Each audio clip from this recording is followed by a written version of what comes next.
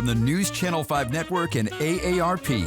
This is AARP Connected. It's a great day to be connected. Hi, I'm Mia McNeil, and welcome to the very first episode of AARP Connected, a show created in partnership with News Channel 5 Plus to address issues important to you and your family.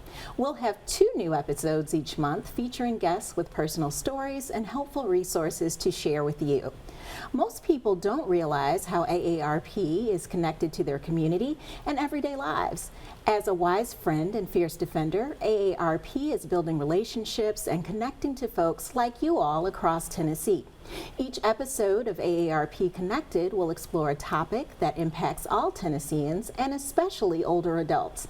We'll discuss a wide range of topics from fighting fraud and helping caregivers to supporting veterans, improving brain health, and much more. And today, we'll dive into an issue that is becoming more and more pervasive: romance scams. We've got a special guest joining us who will share her personal experience and help you avoid romance scams. But before we get into that conversation, let's start with the things you need to know. Sure, social media quizzes are fun, but they're also great at harvesting information that can be used against you. So think twice before taking that online quiz. You'll want to be careful what you share. Scammers use online quizzes to fish for answers to your security questions. What seem like harmless questions like the name of your childhood pet or favorite ice cream could be the keys they need to reset your accounts. With this information, they can steal your money or get access to your credit report. Each little piece of data about you may seem harmless, but when combined, they can be used by scammers to build a comprehensive profile about you. And once that's done, they can use it to steal your identity or put your information up for sale on the dark web. For more online safety tips, go to aarp.org/FraudWatchNetwork. Pet scammers try to hook you with adorable photos and rock-bottom prices for furry friends you never receive.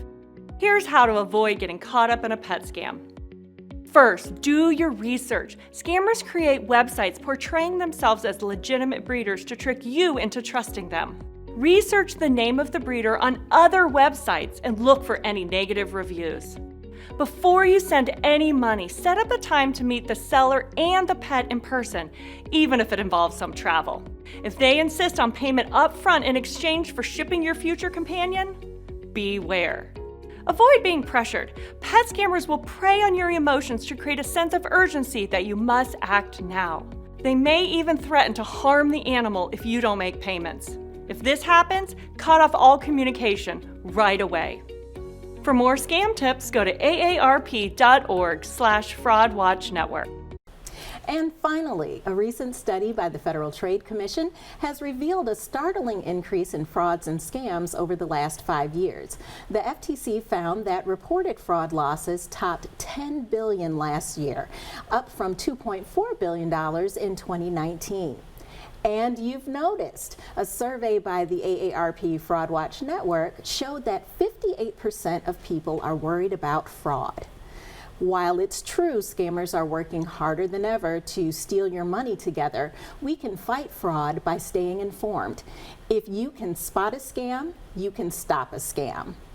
Visit aarp.org/FraudWatchNetwork or call our toll-free Fraud Watch helpline at 877-908-3360 for support, fraud prevention tips, and resources.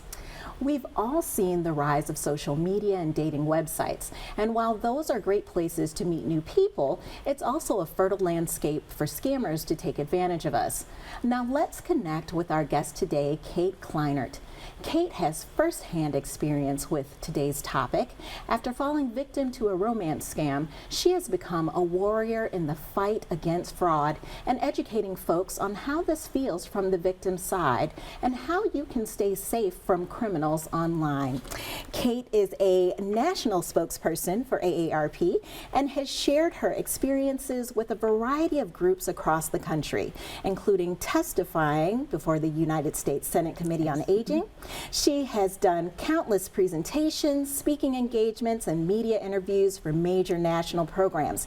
And we are happy and honored to have Kate as our guest today. Thanks for connecting with us today, Kate. Thanks so much for having me. I appreciate it. Wonderful. So let's jump right in. So when most people think of scams, it's some too good to be true or random phone call or text message. But as a romance scam survivor, tell us, how did your experience start? Well, it was not on a dating site, which most people think that's where most romance scams happen. Mine happened through Facebook. Although I never, ever accept a friend request from someone I don't know, this was during the lockdown of the pandemic. I don't know if I was particularly lonely that day. I had been widowed about 12 years at that point, but I wasn't looking for romance. But I got a friend request from this very handsome man who was in scrubs and then another picture in a white coat like a doctor, and said he was a surgeon and wanted to get to know me better. He had read my profile and liked a lot of the same things that I did. And I wish I could go back to that day and figure out why I hit the accept button, but I did. So tell me, when did he first ask for money? It was 3 months down the road before he ever asked for money. And at that point, we spoke to each other 4 or 5 times a day. So there was a level of trust that had been laid down by that point. So of course, by 3 months, I trusted him when he said he would pay me back if I could just help out this one time. Wow. So you've got this blossoming online relationship with Tony, right? Yes, Tony. But you've now realized something isn't right. We need to take a short break, but when we come back, Kate will share what happened next.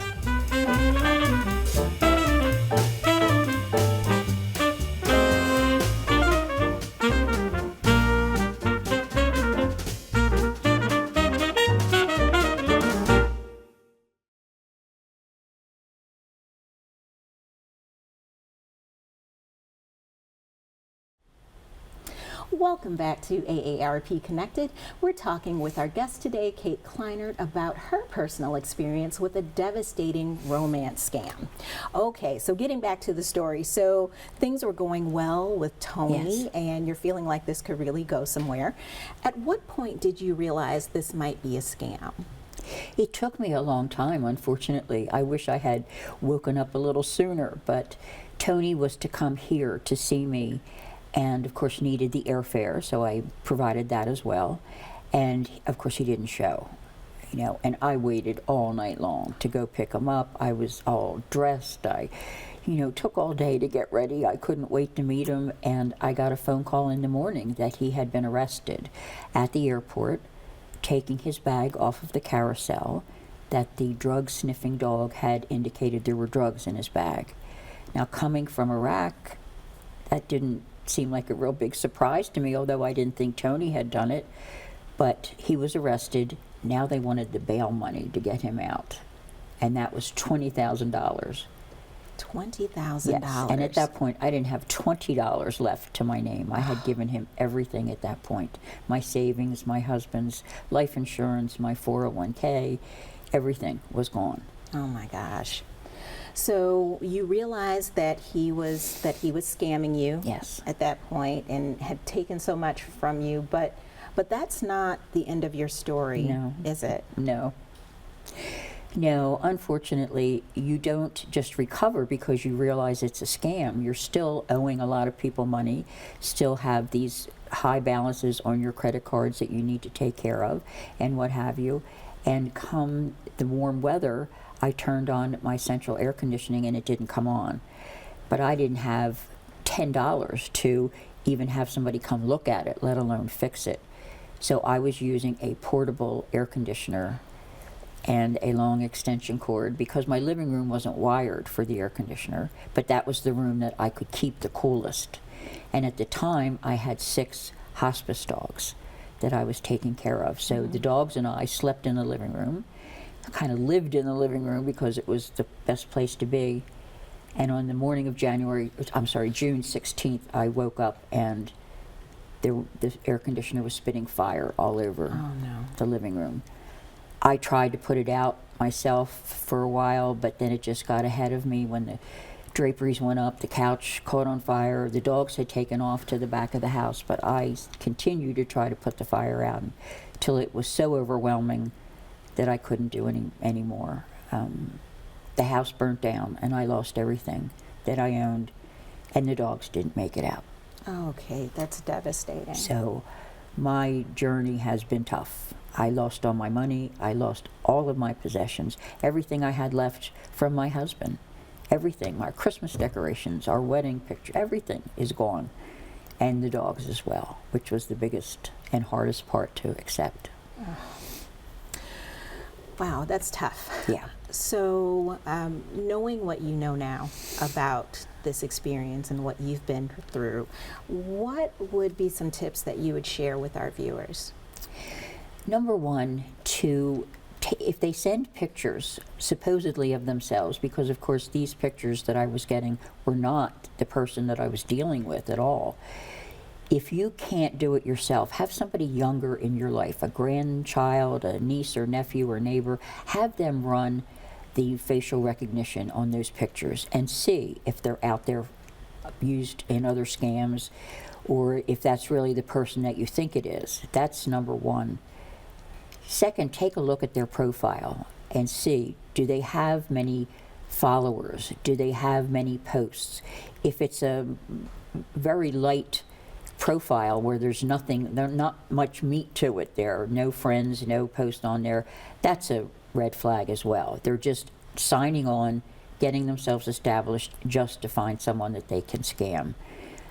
If they've asked you to go to another site, an app like Hangout or WhatsApp, there's nothing wrong with the apps, but the scammers know that you cannot trace anything on those apps. Even the company themselves do not keep any records of who was on there, what has been said, where the message originated, where it went to. There are no records of anything, and the scammers take advantage of that. So that's another red flag. I've also learned that the MO for the scammers is that they get romantic very quickly, which of course Tony did. I know that now, I didn't know it then, but if you push back and try to slow things down, see how that goes. If they keep pushing and pushing, you know they've got an agenda, and you really need to watch out for that. My goodness. So where should folks go for help if they think that they might be a victim of a romance scam? You can always go to the AARP Fraud Watch helpline, whether you're a member of AARP or not, which is nice to know. And you can discuss it with the volunteer that answers the phone. Tell them what's going on. Ask, is this a scam? Is this something I need to watch out for? They'll tell you what they feel about it, and they'll tell you where to go and where to get some help.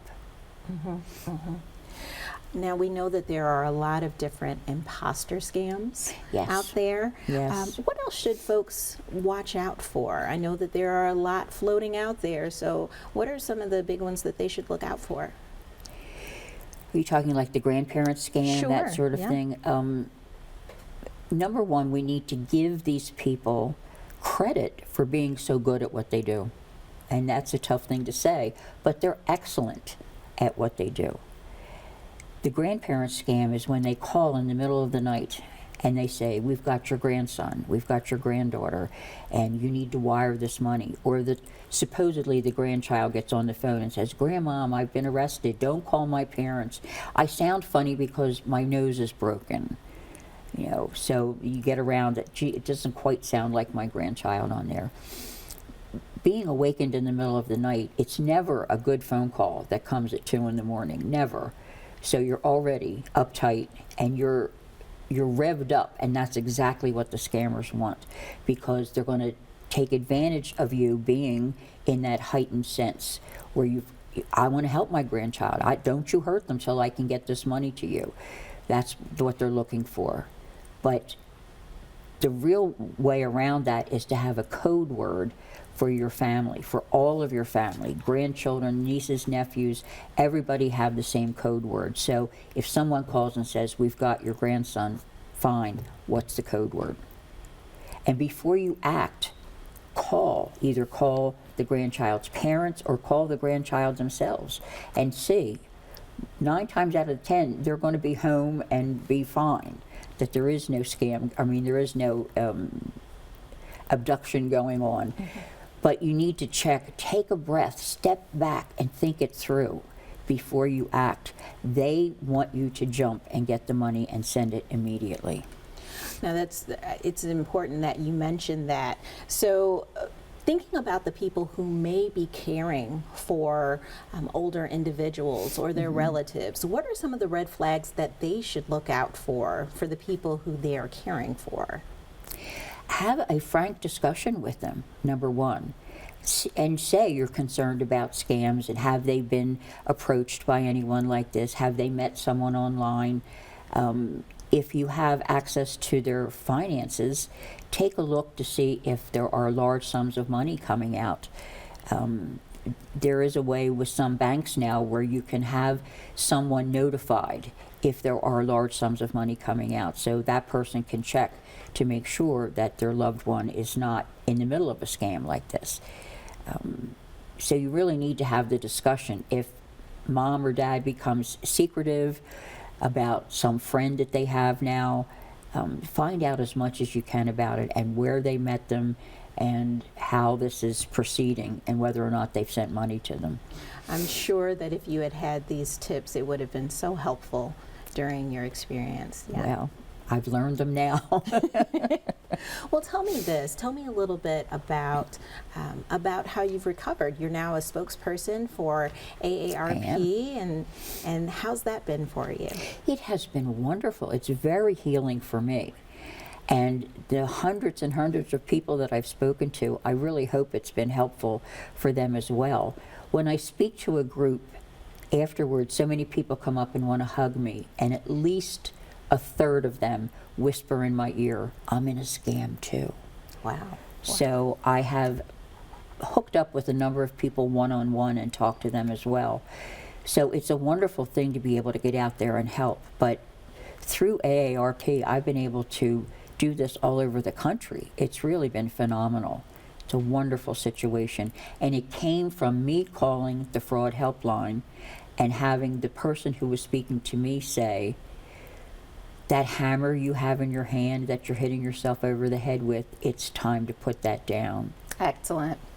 Well, we've got to take a short break, but Kate, I hope you'll stick around, and when we come back, we'll share some resources to fight fraud.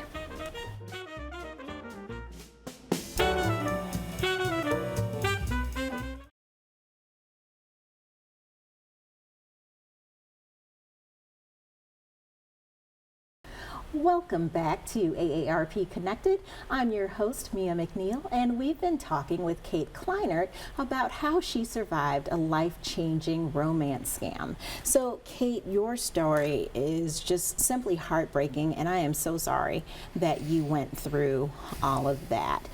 But as we mentioned before, you've been out in the community working on things and telling people about these romance scams. What is one singular tip that you think that everyone should know to stop from being a victim of a romance scam? Well, this tip actually comes after the scam has happened and people continue to victimize themselves.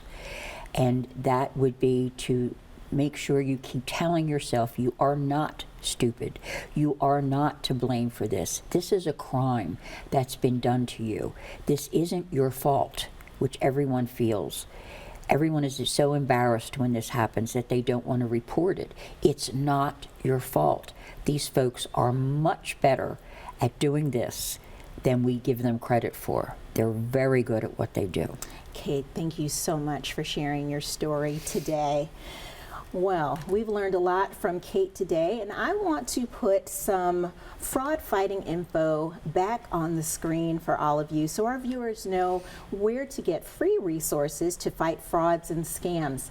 Visit aarp.org/fraud Fraud Watch Network for tons of tips and tools like a scam tracker map that shows the latest scams in your neighborhood, and you can sign up for watchdog alerts delivered right to your phone. Want to talk to a person? The AARP Fraud Watch Network helpline is staffed by folks ready to listen and point you in the right direction. It's toll-free, 877-908-3360. There's no shame in being a victim, and our trained team of fraud specialists and volunteers field thousands of calls each month. Get guidance you can trust free of judgment. Kate, thanks again for connecting with us and sharing your story. You are always welcome back. Thank you so much. If you'd like to connect with AARP, we've got some fun community events coming up. Join us at the National Museum of African American Music in Nashville for a great Juneteenth celebration. We've got some free movie screenings at the end of June. Check out the film Thelma for our Movies for Grown-Ups events in Nashville, Memphis, and Knoxville. Find out more about aarp.org/TN. Stay in the know on all the latest AARP is doing in Tennessee. Connect with us on any of these popular social media websites. And if you enjoy podcasts, we will have a podcast version of each episode available wherever you download your favorite podcast content. Just hit subscribe and get notifications when new episodes are available. I'd like to thank our guest, Kate Kleinert, for her courage to share her story and help us avoid being scammed. That's all the time we have today. I'm Mia McNeil, and thanks for being connected.